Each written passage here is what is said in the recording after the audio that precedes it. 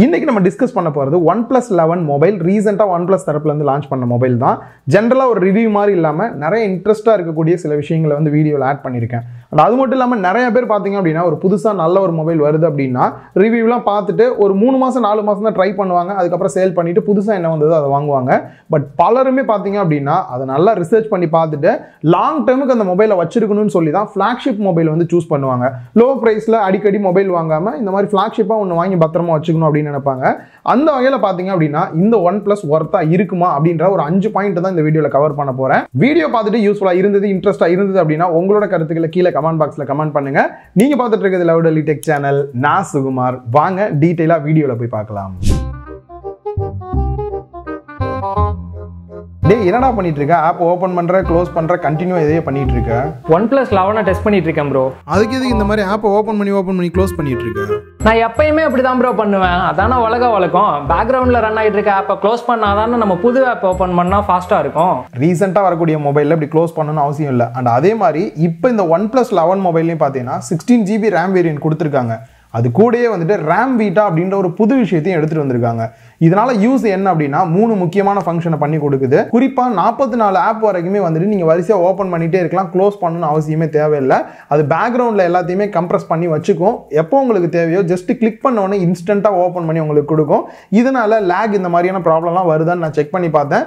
எத்தனை app open பண்ணி வச்சிருந்தாலுமே இன்ஸ்டன்ட்டா ஓப்பனும் ஆகுது. அதே சமயம் லேக் இல்லாம நம்மளால யூஸ் பண்ண முடியுது. இது மூலியமா ஹெவி டாஸ்க் பண்ணக்கூடிய கேமரா ஆப் எல்லாம் ஓபன் பண்றோம் அப்படின்னா 500 MB இந்த மாதிரி வந்துட்டு செப்பரேட்டா வந்து அதுக்குன்னே RAM அலோகேட்லாம் பண்ற மாதிரிலாம் பண்ணிருக்காங்க. ஸோ நான் டெஸ்ட் பண்ணி பார்த்த வரைக்கும் மல்டி டாஸ்கிங் பண்ண ஆப் எத்தனை ஓபன் பண்ணாலுமே லேக் இருக்கிற ஃபீல் இல்லை. ரேமோட டைப்பும் பார்த்தீங்கன்னா டாப் எண்டா LPDDR5X வந்து கொடுத்துருக்காங்க. ஸ்டோரேஜை பொறுத்த வரைக்கும் UFS 4.2 கொடுத்துருக்காங்க. இது ரெண்டுமே பார்த்தீங்கன்னா டாப் எண்ட்ல தான் இருக்கு. இந்த 16GB பத்தாதுன்னு எக்ஸ்பேண்டபிள் RAM ஆப்ஷனுமே கொடுத்துருக்காங்க.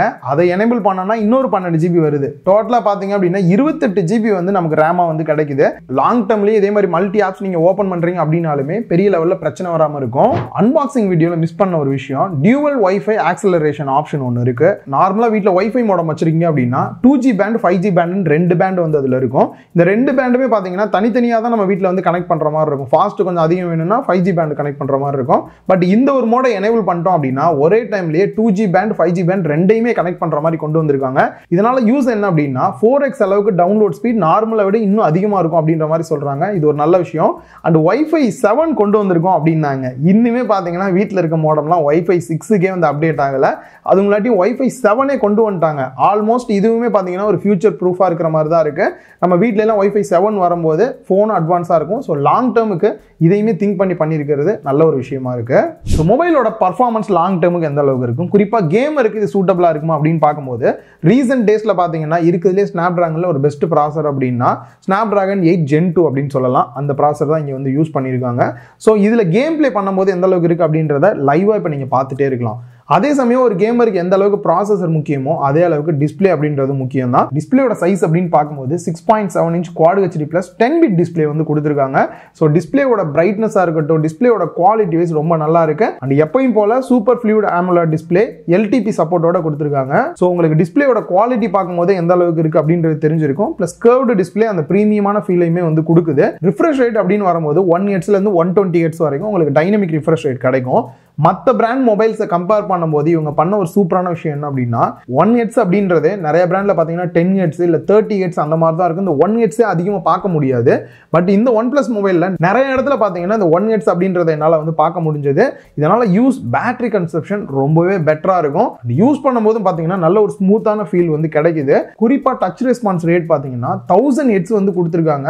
நீங்க ஷூட் பண்றீங்க அப்படின்னும் போதெல்லாம் அந்த கிளிக் பண்ணும்போது அந்த ரெஸ்பான்ஸ் இன்னுமே பெட்டரா இருக்கு, நல்லா இருக்கு அப்படின்னு சொல்லலாம். So full and full game play நீங்க வந்து பார்த்துருப்பீங்க. ஓவராலா நான் டெஸ்ட் பண்ணி பார்த்த வரைக்கும் பர்ஃபார்மன்ஸ் வைஸும் பெஸ்ட்டா இருக்கு. டிஸ்பிளே வைஸும் பார்த்தீங்க அப்படின்னா நீங்க கேமரா இருந்தீங்கனாலும் தாராளமாக சூஸ் பண்ணலாம். இல்லை மீடியா கன்செப்ஷன் அதிகமாக பார்ப்பேன் அப்படின்னு நினைக்கிறவங்களும் தாராளமாக இதை வந்து சூஸ் பண்ணலாம். இந்த ஒரு விஷயத்துக்கு கண்டிப்பாக நான் வந்து சாரி சொல்லி தான் ஆகணும். லாஸ்ட்டாக அன்பாக்சிங் வீடியோவில் ஒரு சின்ன மிஸ்டேக் வந்து பண்ணிட்டேன். நிறைய பேர் பார்த்தீங்க அப்படின்னா அதை நோட் பண்ணி இந்த இடத்துல தப்பு இருக்கு ப்ரோ அப்படின்ற மாதிரி நிறைய பேர் சொல்லியிருந்தீங்க. கரெக்ட் தான், ஒரு சின்ன ஒரு மிஸ்டேக் ஆகிப்போச்சு. ஆக்சுவலா பாத்தீங்கன்னா இவங்களோட ஆக்சிஜன் OS 13 Android 13 மேல பில்ட் பண்ணிருக்காங்க. இதுல உள்ள ஃபீச்சர்ஸ் லாஸ்டா எப்ப செக்யூரிட்டி பேட்ச் அப்டேட் வந்ததெல்லாம் சொல்லிட்டேன். ஆனா இந்த அப்டேட்ஸ் வந்து ரெகுலரா இவங்க ப்ராமிஸ் பண்ணது எவ்வளவு நாள்னு சொல்லும் போது நான் 3 yearsன்னு சொல்லிட்டேன். ஆக்சுவலா பாத்தீங்க அப்படின்னா 4 இயர்ஸுக்கான சாஃப்ட்வேர் அப்டேட்டும் 5 இயர்ஸ்க்கு வந்து செக்யூரிட்டி பேட்ச் அப்டேட்டும் கொடுக்குற மாதிரி சொல்லியிருக்காங்க. நார்மலாகவே பார்த்தீங்க அப்படின்னா கண்டினியூ அப்டேட்ஸ் OnePlusலேருந்து வந்துட்டு தான் இருக்கும். இந்த 4 இயர்ஸ் அப்படின்றது பார்த்தீங்கன்னா நான் ஏற்கனவே சொன்ன மாதிரி இந்த லாங் டேர்முக்கு வந்துட்டு நமக்கு இந்த ஃபோன் சூட்டபிளாக இருக்குமான்னு பார்க்கும்போது அடுத்தடுத்த அப்டேட்ஸ் வரும்போது நமக்கு ஒரு ஃப்ரெஷ்ஷான ஃபீல் கிடைக்கும். அந்த வகையிலையும் பார்த்தீங்க அப்படின்னா இந்த ஃபோன் வாங்குறவங்க லாங் டேர்ம் வந்து தாராளமாக யூஸ் பண்ண முடியும். நெக்ஸ்ட் கேமரா சைடு வந்தோம் அப்படின்னா ஃப்ரண்ட்ல selfie camera 16 megapixel aperture value 2.45 கொடுத்துருக்காங்க. பேக் சைடில் ட்ரிபிள் கேமரா செட்டப் கொடுத்துருக்காங்க. மெயின் கேமரா 50 மெகா பிக்சலும் 48 megapixel ultra wide angle photo எடுக்கிறதுக்கும் 115 டிகிரி வரைக்கும் வந்துட்டு ஃபீல்ட் ஆஃப் வியூ கவர் ஆகிற மாதிரி கொடுத்துருக்காங்க. மெயினோட கம்பேர் பண்ணி பாருங்க. அண்ட் 32 மெகா பிக்சல் வந்து போர்ட்ரேட் 2x அளவுக்கு ஜூம் பண்ணி போட்டோ எடுக்கிற மாதிரி வந்து கொடுத்துருக்காங்க. ஸோ இந்த ஓவராலா கேமராஸ் யூஸ் பண்ணும்போது எந்த அளவுக்கு இருக்கு அப்படின்னு பார்க்கும்போது நம்ம டிஸ்கஸ் பண்றது லாங் டேர்ம் பேஸ் பண்ணி தான் டிஸ்கஸ் பண்ணிட்டு இருக்கோம் இந்த வீடியோ. அப்படி பார்க்கும்போது இப்போ இருக்க நிறைய பிராண்ட்ஸ் வந்து 108 மெகா பிக்சல் 200 மெகா பிக்சல்னு போகும்போது இன்னொரு 3 வருஷம் நீங்க 4 வருஷம் இந்த போனை யூஸ் பண்றீங்கன்னு போது ஸ்டில் அந்த டைம்லேயே 50 மெகா பிக்சல் தான் இருக்கிற மாதிரி இருக்கும். அது லாங் டேர்ம் பார்க்கும்போது தான் டிராபேக்கா இருக்கு. பட் ஓவராலா கேமரா பர்ஃபார்மன்ஸ் அப்படின்னு பார்க்கும்போது இதுக்கு முன்னாடி இவங்க லான்ச் பண்ண போன்ஸ் எல்லாம் விட பெட்டரான ஒரு போட்டோ அவுட்புட் கொடுக்கறத என்னால் நல்லாவே நோட் பண்ண முடிஞ்சது. போர்ட்ரேட் போட்டோவா இருக்கட்டும் இல்ல வீடியோஸ் அப்படின்னு பார்க்கும்போது OIS சப்போர்ட்டோட கொடுத்துருக்காங்க. ஷேக்கிங் இல்லாத வீடியோஸ் நம்மளால எடுக்க முடியுது. அண்ட் இந்த ஹேசில் பிளேடோட வந்துட்டு இவங்க டை அப் பண்ணி சில ஃபில்டர்ஸ்லாம் கூட போடும்போது பாத்தீங்கன்னா அந்த பிளர் எஃபெக்ட் எல்லாமே வந்து பெட்டரா இருக்கிற மாதிரி தான் ஃபீலா இருக்கு. இந்த சின்ன ஒரு குறையை தவிர நெக்ஸ்ட் பேட்டரி அப்படின்னு வரும்போது ரெண்டு நல்ல விஷயம் இருக்கு, ஒரு குறை இருக்கு. ஸோ குறையவே ஃபர்ஸ்ட் சொல்லிடலாம். இதுல பாத்தீங்கன்னா ஒயர்லெஸ் சார்ஜிங் மிஸ் ஆகுது. ஒரு ஃபிளாக்ஷிப் மொபைல் அப்படின்னாலே இந்த ஒயர்லெஸ் சார்ஜிங் IP ரேட்டிங் கொடுக்கறதெல்லாம் பெட்டரா இருக்கும். இதுல இந்த ரெண்டு விஷயமே இல்லாம இருக்கிறது ஒரு சின்ன குறையா இருக்கிற ஃபீல் தான் கொடுக்குது. பேட்டரி அப்படின்னு வரும்போது 5000 mAh பேட்டரி கெப்பாசிட்டி கொடுத்துருக்காங்க. ஏற்கனவே நான் சொன்ன மாதிரி அந்த ரிஃப்ரெஷ் ரேட்லாம் 1 Hz வரைக்கும் போகுது. எந்த அளவுக்கு இருக்கு அப்படின்னு பார்க்கலாம்னு பார்க்கும்போது ஆல்மோஸ்ட் ஒரு நாளைக்கு மேலேயே பார்த்தீங்க அப்படின்னா பேட்டரி லைஃப் பெட்டராகவே இருக்கு, நல்லாவே ஆப்டிமைஸ் பண்ணியிருக்காங்க. அண்ட் ஃபாஸ்ட் சார்ஜிங் பார்த்தீங்க அப்படின்னா 100 வாட்ஸ் கொடுத்துருக்காங்க. இவங்க ப்ராமிஸ் பண்ணது பார்த்தீங்க அப்படின்னா 26 நிமிஷத்துல ஃபுல் சார்ஜ் ஆயிரும் அப்படின்னாங்க. பட் லைவா டெஸ்ட் பண்ணி என்னதான் ரிசல்ட் வருதுன்னு நான் செக் பண்ணும்போது 0 to 10% சார்ஜ் ஆகிறதுக்கு 2 நிமிஷம் டைம் எடுத்துக்கிச்சு. 50% சார்ஜ் ஆகிறதுக்கு 13 நிமிஷம் டைம் எடுத்துக்கிச்சு. 80% சார்ஜ் ஆகிறதுக்கு 23 நிமிஷம் டைம் எடுத்துக்கிச்சு. 0 to 100% பார்த்தீங்கன்னா 32 நிமிஷம் டைம் எடுத்துக்கிச்சு. ஆல்மோஸ்ட் இவங்க சொன்னதுக்கும் இதுக்கு கம்பேர் பண்ணா ஒரு 6 நிமிஷம் தள்ளி வந்திருந்தது. பட் இருந்தாலும் ஃபாஸ்ட் சார்ஜிங் அப்படின்றது பெட்டரா தான் இருந்தது. செகண்ட் முக்கியமா இந்த போன்ல பேட்டரி ஹெல்த் இன்ஜின் கொண்டு வந்திருக்காங்க. முன்னாடிலாம் பார்த்தீங்க அப்படின்னா ஃபோன் ஃபாஸ்ட் சார்ஜிங்கோட இருக்கு, சார்ஜ் போட்டோம்னா ஃபோன் வெடிச்சிரும்பா ஏதாவது ஒன்று ஆயிரும், இவ்வளோ ஃபாஸ்ட் ஆகுது அப்படின்னு தோணும். அதெல்லாம் இப்போ வந்து பெரிய லெவலில் யாரும் பேசுறதுல மோஸ்ட்லி எல்லார் ஃபோன்லையும் ஃபாஸ்ட் சார்ஜிங் சப்போர்ட் வந்துருச்சு ஓரளவுக்கு. பட் இன்னொரு முக்கியமான விஷயம் பேட்டரியோட ஹெல்த் எந்த அளவுக்கு இருக்கும், லைஃப் எவ்வளோ லாங்காக வரும்ன்ற விஷயம் தான். அந்த வகையில் பார்த்தீங்க அப்படின்னா இவங்க சொல்றது டெஸ்ட் பண்ண வரைக்கும் 800 இருந்து 1600 சைக்கிள் நீங்க பேட்டரியை வந்து சார்ஜ் போட்டுட்டே இருந்தாலும் கூட பேட்டரியோட ஹெல்த்துக்கோ லைஃபுக்கோ எந்த ஒரு பிரச்சனையும் வராதுன்ற மாதிரி சொல்றாங்க.